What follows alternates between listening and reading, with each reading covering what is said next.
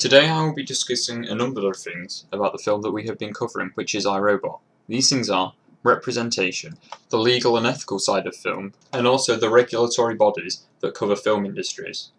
There are both active and passive thoughts in the film iRobot.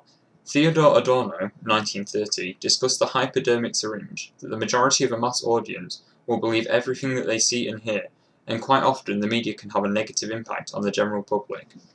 Violence is present throughout the film, as it is a stereotypical convention of a thriller film. The issues that violence can have is that members of the audience can see this and repeat certain acts in real life. This is a prime example of the audience believing what they see and hear and acting out things from the films. Role models play a big part in the film iRobot, as Will Smith is such a well-known actor, and he is looked upon by a big portion of the audience.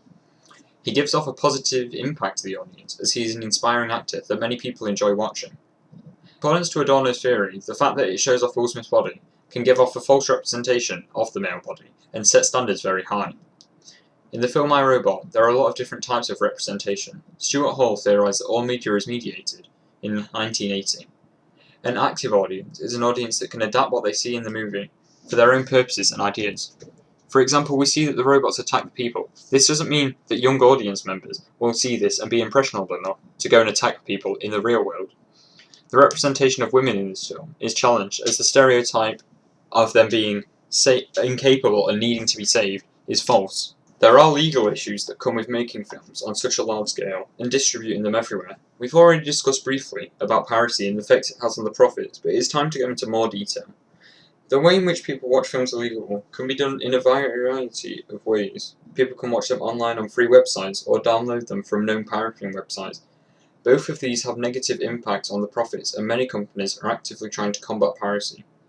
There are some ethical issues with the film iRobot. For example, the use of profanity can offend some members of the audience, so they need to be careful when giving ratings and warnings about it. Let's move on to the regulatory bodies. The movie iRobot is rated a 12 age rating. This is by the BBFC, British Board of Film Classification. The rating means that the film should not upset anyone who is above the age group, and the content is not too explicit and disturbing. It does contain some mild violent themes, however, and this is warned prior to viewing the film. The ASA, or Advertising Standards Authority, have made guidelines for advertising that we can see here. This is to make sure that adverts are not too offensive, and any swearing in the film is made sure not to be put into the trailer.